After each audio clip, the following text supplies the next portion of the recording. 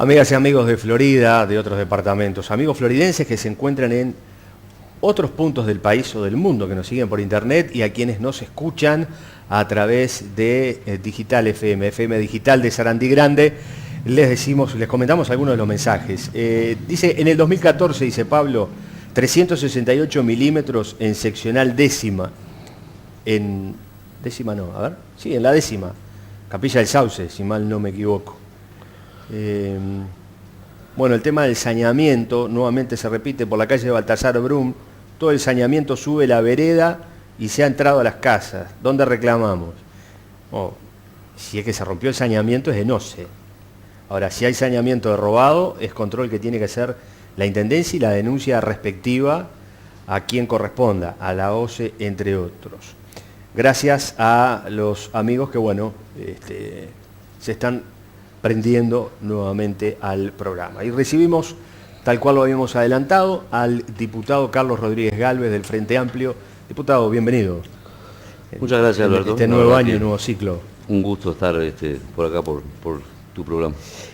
Antes de estar al aire, el minuto que tuvimos mientras aprontábamos todo, hacíamos memoria y le recordábamos de que la última vez que usted estuvo llamó el intendente porque usted hizo alusión a uno de los asentamientos que se pretenden erradicar, y para construir viviendas ya existirían los recursos económicos, y sin embargo esa solución a aquel momento, si estamos hablando del año pasado, por allá por noviembre, si mal no recuerdo. Más atrás todavía. El otro año. El otro año. El otro año. Sí. Casi, a principios de año, perdón. Un año debe ser. A principios de año. Y era de la gente que vive detrás del molino que se encuentra junto a la Rambla, entre medio de la Rambla y el Estadio Campeones Olímpicos. Sí. Esa es la zona geográfica en la que está. Pero a esto ahora se le suman una serie de situaciones que se consideran irregulares, porque una irregularidad es algo que no está bien hecho. Uh-huh. Aquí nadie está hablando de dolo ni nada por el estilo, sino de una irregularidad en las obras del sitio pintado. ¿Cómo se están siguiendo ambos temas? Porque acá hay competencia también del gobierno nacional, que es quien pone la plata, y por lo tanto pone la plata de todos los uruguayos. Es mucha plata, ¿no? Sí, en realidad es... no sé qué es el micrófono que rompimos ahí. No, ahora sí. En el origen, que es el año 2006, el Ministerio de Vivienda firmó un convenio con la Intendencia de Florida, con la intención de abarcar los distintos asentamientos que existían. Como tú hacías referencia, en el caso de Sitio Pintado, lo que en su momento se llamó el asentamiento de La Lanera, las familias que viven ahí en la calle Rivera y Rincón, y estas familias que tú hacías referencia de la zona de la Rambla, ¿no? Entonces intentaba hacerse un trabajo en conjunto que, bueno, por distintos motivos, nosotros lo hemos analizado otras veces, se fue corriendo en el tiempo, y hoy finalmente lo que es las familias del Sitio Pintado están en un proyecto particular, que, bueno, hacía referencia a los problemas que han aparecido con la construcción de esas viviendas, y la gente de la Rambla y de Rivera y Rincón estaban para un proyecto en la zona de la Costa del Río, en el Prado Español. Nosotros lo que en aquel momento manifestamos fue que, había dificultades en el Ministerio de parte de la información que la Intendencia tenía que entregar. Te voy a cortar un segundito. Vamos a hacer un cambio de micrófono para el diputado, porque evidentemente es ese el problema que estamos teniendo, que ustedes escuchan ese ruido. Ahí está Daniel también y todos los demás tratando de arreglar. En medio de todo esto, porque estamos tratando de explicar la situación de las viviendas para erradicar asentamientos, le vamos a dar una recomendación, y es la de Motomel, que ya está en Antonio Albanés Limitada. Motomel llegó con increíbles descuentos de contado y financiaciones exclusivas. Visitanos y conocé toda la línea de motos Motomel. Ahora sí, subite a una Motomel con todo el respaldo y la garantía de Antonio Albanés Limitada. Antonio Albanés Limitada es tu lugar de motos, Albanés es confianza. Esperemos que ahora no haga ruido, porque si no el diputado va a pensar que es complot. Tengo amplia experiencia. ¿Está saliendo bien? Los problemas de micrófonos, de hecho, me tocó el año pasado amplificar el acto de los trabajadores del 1 de mayo, y también, por más que uno tenía todo probado, a última hora aparecen los problemas de audio, ¿no? Bien, retomamos. El Ministerio de Vivienda había otorgado desde el año 2006, perdón, los recursos para erradicar, digamos, los asentamientos de la ciudad de Florida. Exactamente. Rivera y Rincón, la zona de la Rambla y el conocido Sitio Pintado, que se denominó después Sitio Pintado, sí. Que antes era la vivienda de La Lanera. Se le quitó el nombre justamente por eso, a pedido de La Lanera. A pedido de La Lanera se le cambió el nombre, pero no, hoy la situación concreta es que, bueno, Sitio Pintado, abriendo un capítulo con las dificultades que tú hacías referencia, está en construcción, y quedarían estas familias para un nuevo, digamos un proyecto aparte, que es un proyecto de autoconstrucción en terreno municipal. El Ministerio pone los recursos. ¿Pero la plata está? El Ministerio pone los recursos, ya los tiene presupuestados, no los ha girado a la Intendencia porque no hay un proyecto presentado de parte de la Intendencia. Han habido conversaciones, pero el director no ha formalizado, digamos, la documentación necesaria, por lo tanto es un proyecto que todavía está con voluntad del Ministerio de ejecutarlo, pero a la espera de la presentación de esa información. En aquel entonces el intendente había dicho que era un retraso del ministerio, que la intendencia había presentado. Recuerdo que... Nosotros tuvimos algunas conversaciones con el intendente, de hecho un día nos convocó el intendente para, junto con Marcos Pérez, mostrarnos la documentación, y para sorpresa nuestra, el propio intendente tuvo que decirnos que no existía esa documentación, y que bueno, que nos pedía disculpas, que no había sido mal informado del proceso que estaba llevando adelante. ¿Y al día de hoy? Nosotros ¿La misma situación? Hoy estamos en la misma situación. Nosotros estuvimos reunidos con la Directora Nacional de Vivienda la semana pasada. Fue un tema que estuvimos conversando también, porque bueno, esas familias tenían la expectativa de en este periodo poder concretar algo que, como decíamos, hace muchos años están esperando, que es acceder a una vivienda digna, ¿no?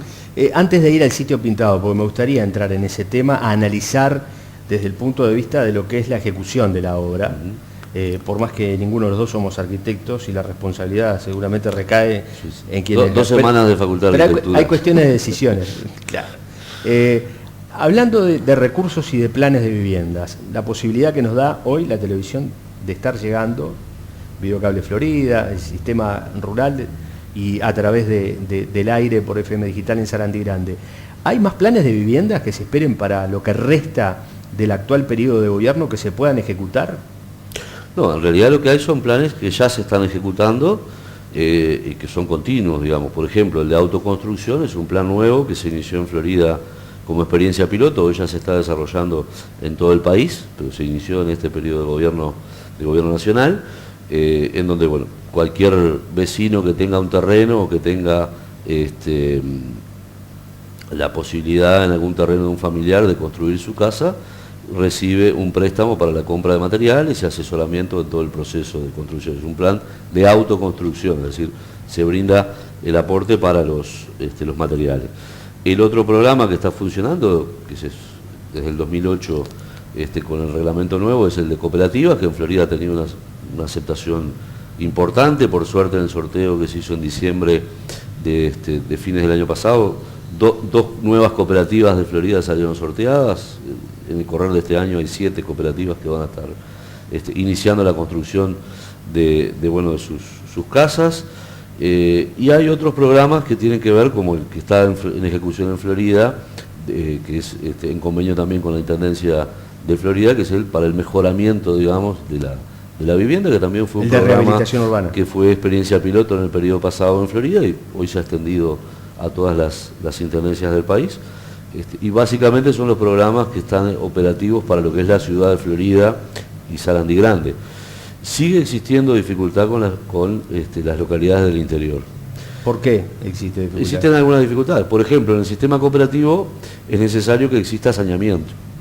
Y por eso las localidades del interior no tienen saneamiento, por lo tanto no pueden acceder los vecinos al plan al sistema cooperativo, digamos.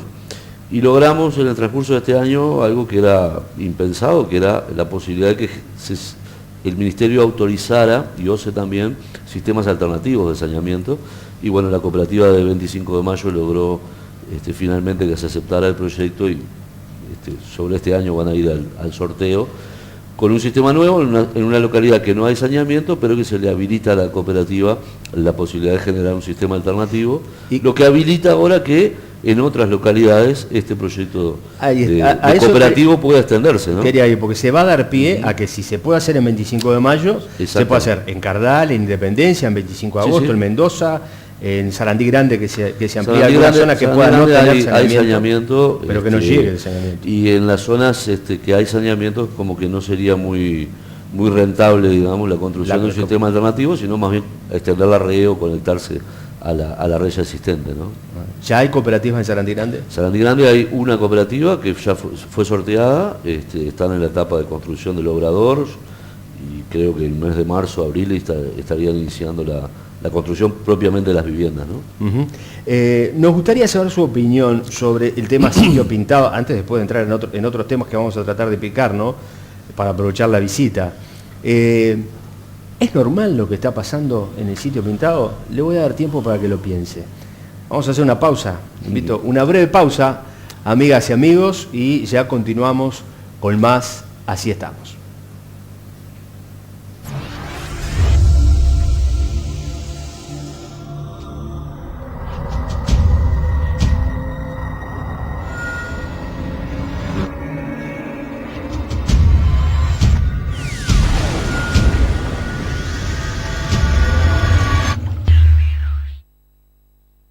Tiempo para pensar, si usted cree realmente que lo que está sucediendo en el sitio pintado es algo normal, y le vamos a explicar por qué le decimos esto, porque no esta última vez, sino la vez anterior, cuando se desató, cuando explotó el tema del sitio pintado, de 9 viviendas que quedaron en evidencia, estaban mal construidas, tenían fallas, ahora se sabe que las 32 que se han construido tienen alguna falla. La jerarca del ministerio dijo que bueno, que en obras de esta envergadura era dable esperar inconvenientes de este tipo. Ahora, como bien le planteábamos el otro día al director de urbanismo de la Intendencia, si usted pide que le den ladrillo de primera y le traen ladrillo de tercera, y cuando controla los ladrillos tiene que echar para atrás 80.000 ladrillos, le rechaza el control que le hace 80.000, no está funcionando bien. Entonces, ¿qué es lo que hay que hacer o qué debería hacerse en estas circunstancias? Sí, tú me preguntabas si es normal. Yo creo que quizás tristemente los uruguayos a veces nos acostumbramos a que algunas cosas tiendan a ser normales cuando no deberían serlo. Hoy estamos hablando de sitio pintado, pero uno puede hablar hace poco se inauguraron viviendas en Cardal y en 25 de mayo para jubilados que estaban construidas hace 7, 8 años. O sea, y que ya está, gente que tenía esas viviendas adjudicadas, falleció, fueron vandalizadas, hubo que volver a arreglarlas, ni que hablar de acostumbrarnos a ir a Montevideo a veces y ver edificios de apartamentos que decían banco hipotecario abajo y estaban sin terminar o que estaban ocupados de forma precaria. Es decir, los uruguayos nos fuimos acostumbrando a que era normal una serie de cosas. Ahora, en la medida que se ha venido mejorando, porque todos esos desperfectos, digamos, deberían ser mucho más controlados, mucho más exigentes, era esperable que en esta construcción de sitio pintado no sucediera eso.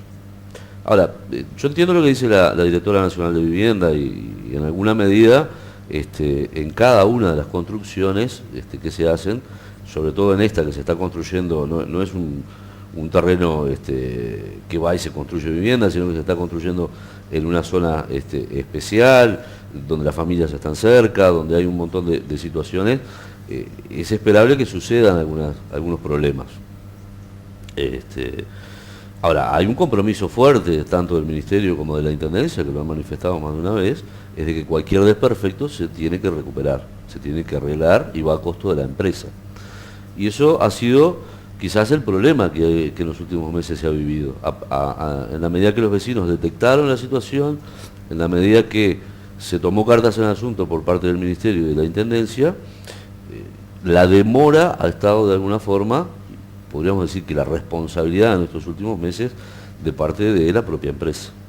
Es decir, se constataron errores, Esos errores se han intentado subsanar, algunos no han dado resultado, el mecanismo por el cual se intenta subsanar, y bueno, en la medida que pasa el tiempo genera obviamente ansiedades, ¿no? Porque bueno, viviendas que se construyeron, que deberían estar en buenas condiciones y que deben ser reparadas por la empresa y entregadas como se dijo, no está muy claro qué es lo que pasa. Hubo en estas semanas reuniones con la empresa y aparentemente esperemos que luego de que termine todo este diluvio se pueda empezar a trabajar, pero como tú decías, la empresa se compromete a traer nuevos ladrillos, esos ladrillos no sirven, vuelve otra vez, aparentemente ahora habría ladrillos de calidad. Los propios trabajadores han denunciado que hay trabajo para hacer, pero que no hay materiales disponibles, o sea, lo conversábamos el otro día con los vecinos, yo diría que si bien hay responsabilidades múltiples, hay una responsabilidad clara de la empresa, una irresponsabilidad clara de la empresa en la ejecución, ¿no? Y, por más que de parte del Instituto Técnico y de la Intendencia se dice que se va cumpliendo los plazos acordados, está claro que no ha habido un ajuste, digamos, al contrato y al pliego de condiciones, ¿no? Usted como, más allá de ser representante de departamento, es representante nacional, pero es de la fuerza política que ejerce el gobierno nacional. ¿De dónde viene la plata? ¿Usted estaría dispuesto a hablar nuevamente con las autoridades, de ver, bueno, si esto sigue así, de que se adopte algún tipo de medida para que se pueda encauzar la obra? Sí. Es decir, que realmente se interceda firmemente por parte del Ministerio. Como yo te decía, nosotros estuvimos reunidos con la Directora Nacional de Vivienda, conversando, obviamente este tema estuvo arriba de la mesa. Tenemos información también de que hay voluntad de parte de las autoridades del Ejecutivo, tanto el Intendente como la Secretaria General, de que esto tenga un tránsito, un camino de solución y que debe ser rápido. Los vecinos por ahí decían que hubo quizás un adelantamiento en decir que las viviendas podían estar entregándose antes de diciembre del año pasado, cuando estaba claro que esa situación no se podía dar. Bueno, hoy hay una fecha y hay un compromiso. Mediados de marzo la empresa debe tener estas primeras 9 viviendas en condiciones de ser entregadas a los vecinos. Yo, si mal no recuerdo, no van a estar. Bueno, si eso no sucede, puede haber un corrimiento en función de los días de lluvia, puede haber alguna explicación por ese lado, pero digo, hay que tomar alguna decisión, y esa decisión debe ser entre el Ministerio, entre la Intendencia, que es el convenio, y tomando en cuenta la opinión de los vecinos, ¿no? Bien, para picar 3 o 4 temas. Uno de los ejes centrales que parece ser tendrá la campaña electoral, la educación.